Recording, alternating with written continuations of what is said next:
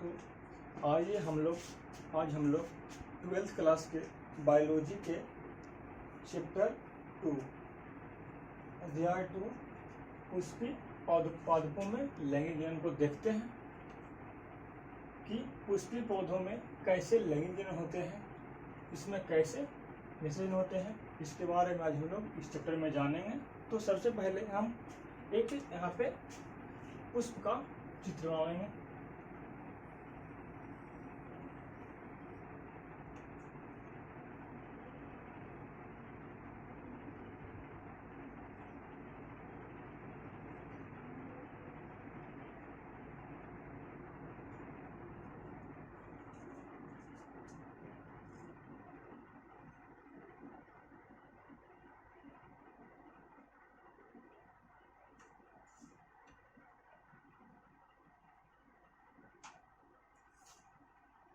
सबसे पहले हम लोग यहाँ पे पुष्प का चित्र बना लेंगे और उसमें पहचान करेंगे कि पुष्प का कौन सा नर भाग है और कौन मादा भाग है।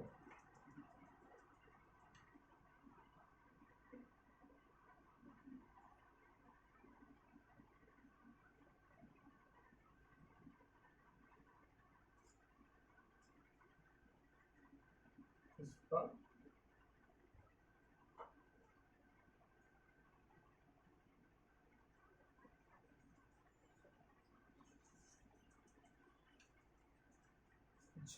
कुछ इस प्रकार होते हैं।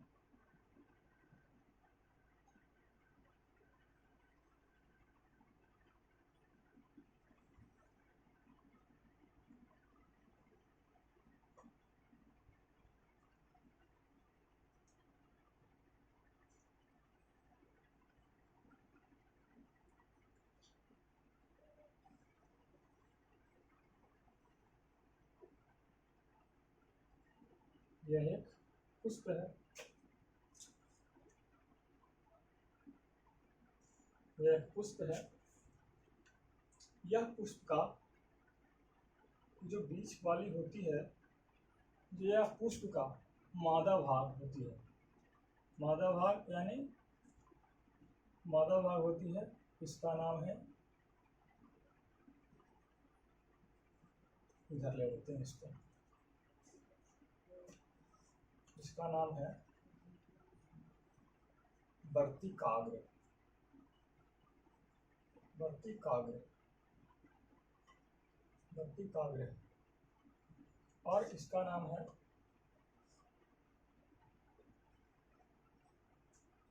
वर्तिका। और यह है जो पुष्प का नर भाग है, इसका नाम है परागकोश और यह है उतंत्र। यह है बाह्यदलपुंज, बाह्यदलपुंज और यह है पुष्प का अंडाशय।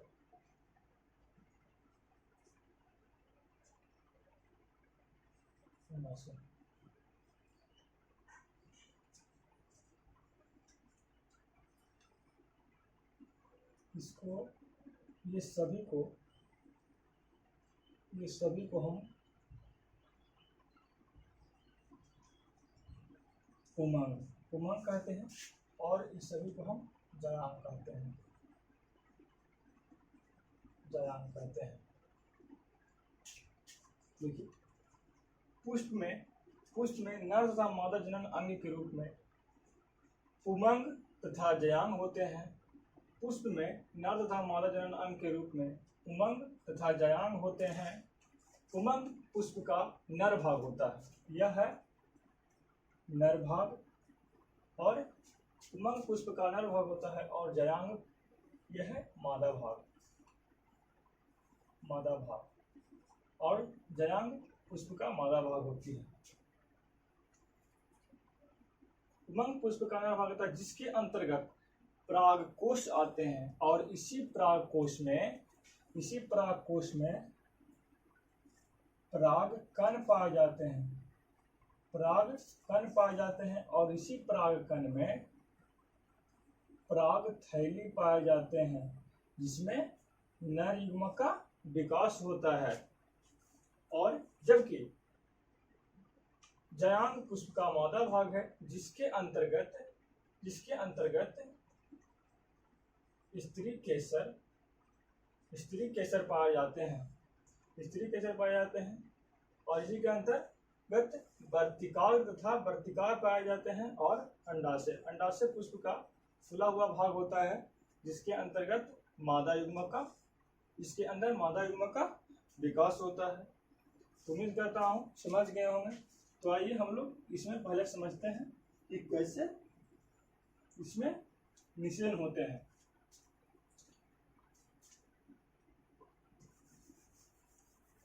इसमें कैसे निषेचन होते हैं जो हम देखते हैं थोड़ी सा।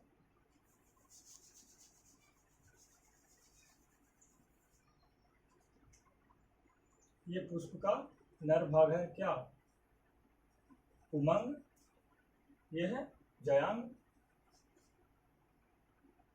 जब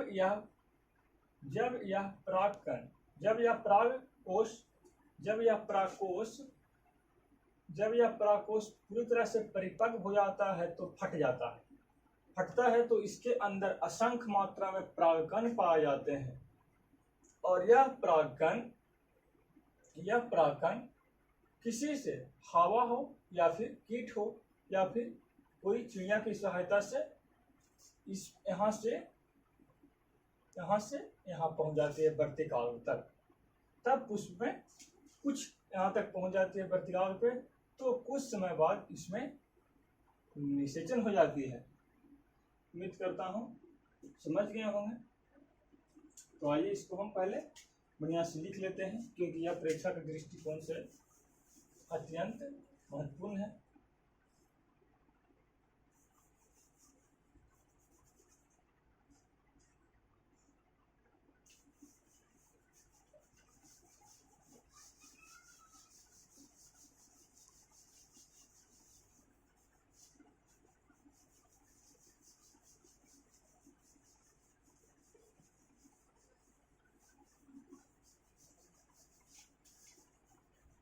क्या है क्वेश्चन? एक आवृत्ति बीजी पुष्प के उन अंगों के नाम बताएं जहां नर युग्मक का विकास होता है। ठीक है, आवृत्ति बीजी पुष्प का नाम बताएं जहां नर युग्मक का विकास होता है। इसमें क्वेश्चन है कि एक आवृत्ति बीजी पुष्प के उन अंगों का नाम बताएं जहां नर युग्मक का विकास होता है। तो आइए हम लोग इसको लिख लेते हैं। क्या इसमें हम क्या समझाए थे कि पुष्प में नर तथा मादा जनन अंग के रूप में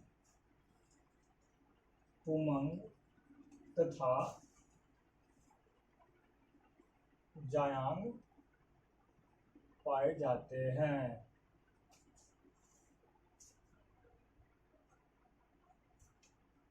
पैराग्राफ क्लियर के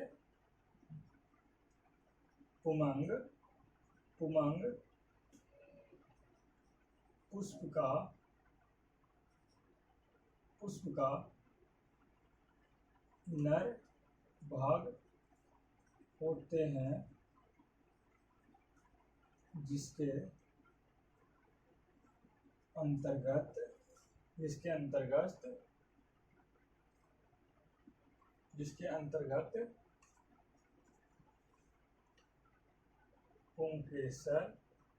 पुंकेसर आते हैं तथा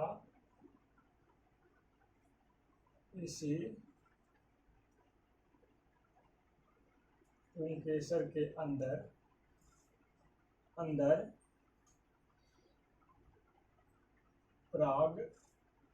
परागकोश आते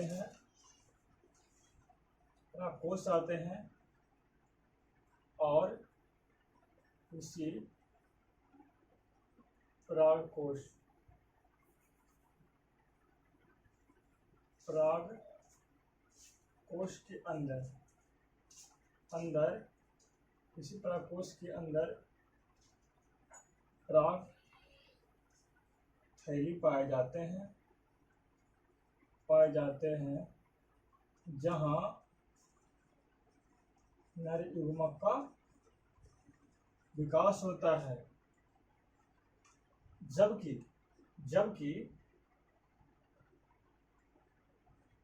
जायांग पुष्प का मादा भाग होती है जहाँ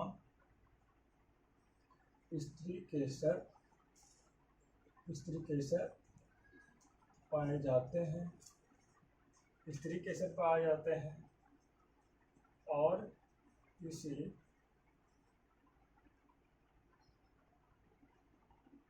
स्त्री केसर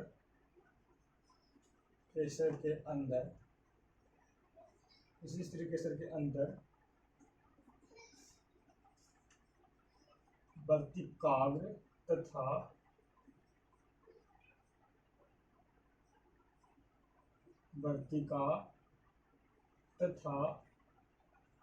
वर्तिका और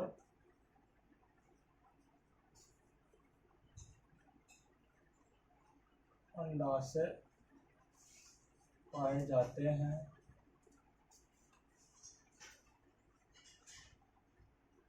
अंडाशय पुष्प का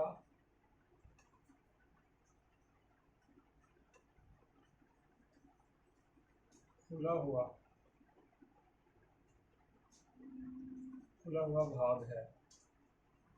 भाग है जिसके अंदर स्त्री केसर का विकास होता है। उम्मीद करता हूँ समझ गए होंगे। एक बार फिर से बोल देते हैं। पुष्प में नर तथा मादा जनन अंग के रूप में पुमंग तथा जायांग पाए जाते हैं। पुमंग पुष्प का नर भाग होता है जिसके अंतर्गत पुंकेसर आते हैं तथा इस पुंकेसर के अंदर परागकोश आते हैं और उसी परागकोश के अंदर परागकण होते हैं और उसी परागकण के अंदर परागथैली पाए जाते हैं जिसमें नर युग्मक का विकास होता है। जबकि जायांग पुष्प का मादा भाग है जिसके अंतर्गत स्त्री केसर आते हैं। उसी स्त्री केसर के अंतर्गत वर्तिकाग्र तथा वर्तिका और अंडाशय आते हैं जिसमें अंडाशय पुष्प का खुला हुआ भाग होता है जिसमें मादा युग्मक का विकास होता है। उम्मीद करता हूँ समझ गए होंगे। तो आइए हम लोग आगे देखते हैं क्या है।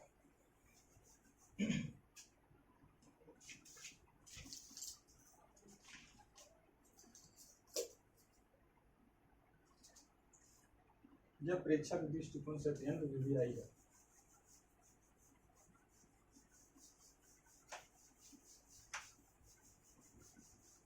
अगला क्या है?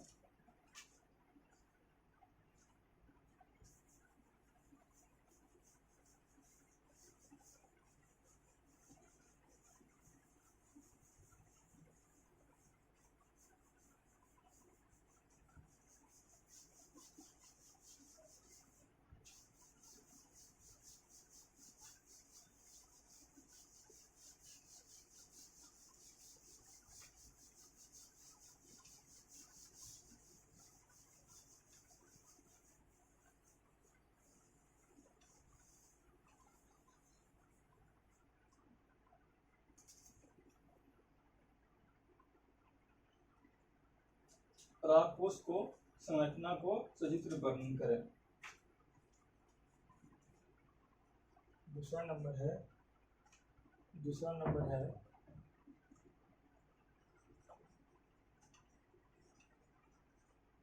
परागकोश के संरचना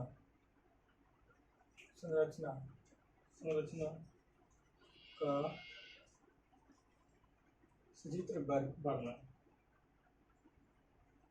वर्णन करना है।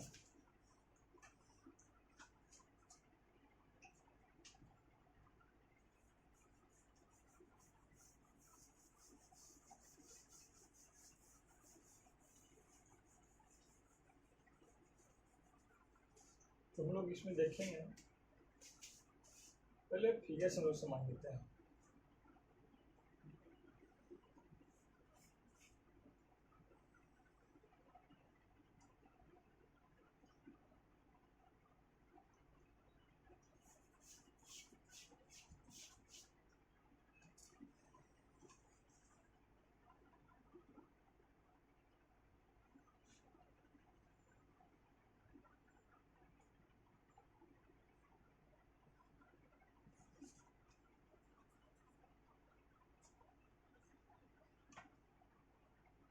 ये है प्राग कोश, ये है प्राग कोश, ये है प्राग कोश। प्राग कोश पुष्प के नर भाग पुमंग से बनते हैं। ये है क्या, प्रागकोश।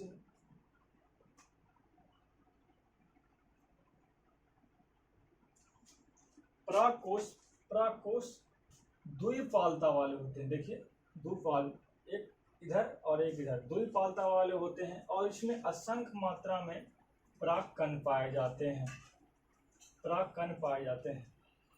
और यह है जो इस प्रकार है,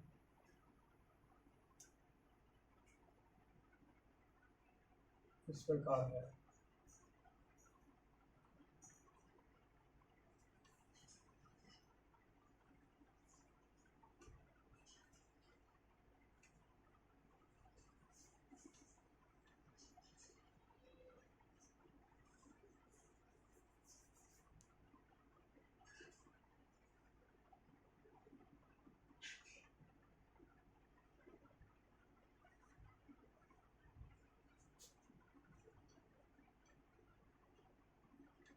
द्विपालता वाले हैं।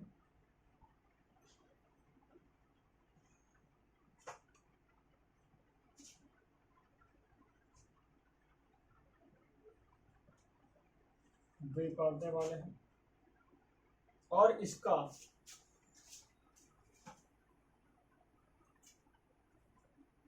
इसकी भित्तियां 4 परतों में भी बटे रहते हैं। 1 2 3 4, ये 4 है। और इसका बीच का भाग ये है जिसे हम टेपिटर्म कहते हैं, टेपिटर्म कहते हैं। यह टेपिटर्म 2 रूप में कार्य करता है, यह टेपिटर्म 2 रूप में कार्य करता है। पहला कार्य परागकण को पोषण प्रदान करता है, और दूसरा यह परागकण के ऊपर बाह्य चोल का निर्माण करते हैं। उम्मीद करता हूँ समझ गए